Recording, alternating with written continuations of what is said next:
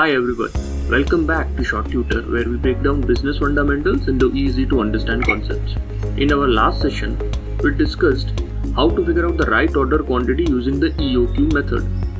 Today, we are diving into two of the most important inventory control policies, continuous review policy and periodic review policy. So let's get started. Using EOQ, we have found the best quantity of SKUs to order based on our SKU's demand, holding cost and ordering cost. However, you might still have questions like, what if my demand changes or fluctuates? How would lead time affect my ordering policy? What if my lead time also varies? And how often should I place orders based on these scenarios? To address these uncertainties, let's introduce two strong inventory control policies, continuous review policy and periodic review policy. Both are commonly used by companies with a few and minor tweaks to manage their inventory effectively.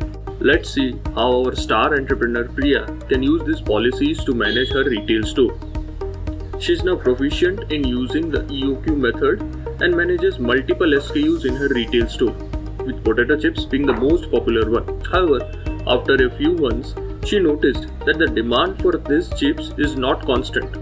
It fluctuates, leading to frequent stockouts, lost sales, and diminished customer goodwill. Let's explore how she can use a continuous review policy to address this issue. In a continuous review policy, inventory is monitored constantly, and whenever it reaches a particular level called the reorder point, a fixed order is placed. Let us take some few assumptions here. First of all, daily demand follows a normal distribution with a mean of 50 units and a standard deviation of 15 units. Inventory is continuously reviewed.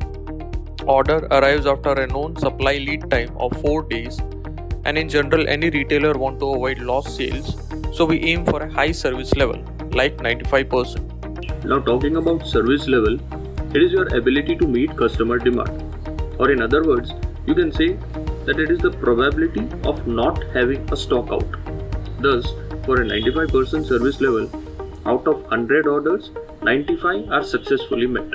Now, in order to implement continuous review policy, we need to calculate two parameters, safety stock and reorder point.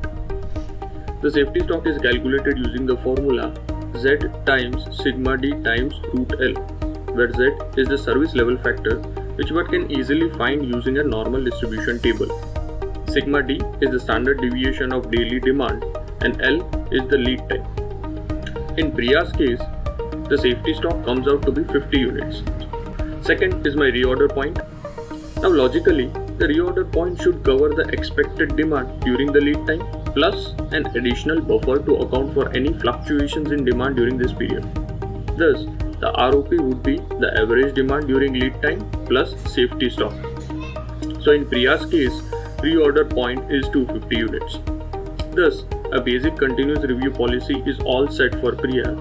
Once the inventory level falls to 250 units, Priya immediately places an order for a fixed quantity of 300 units, which is derived as per EOQ. Now let's see how this works for Priya over 6 days.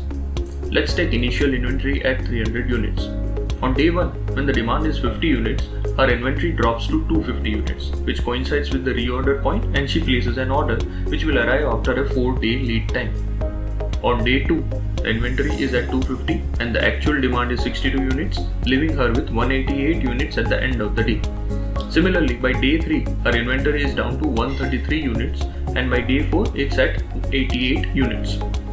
Meanwhile, the order is still in transit. Now on day 5, her inventory starts at 88 units, but with a demand of 65 units, it drops to just 23 units. Fortunately, this coincides with the end of the lead time and her order of 300 units arrives, boosting her inventory back up to 323 units, ensuring she can continue to meet customer demands. Now it's important to note here what could have happened if Priya hadn't accounted for safety stock. Just imagine, without safety stock, on day 5, her inventory would have been 88 minus 50, which is 38 units, which wouldn't have been enough to cover the actual demand of 65 units that day. This would have led to a stock out.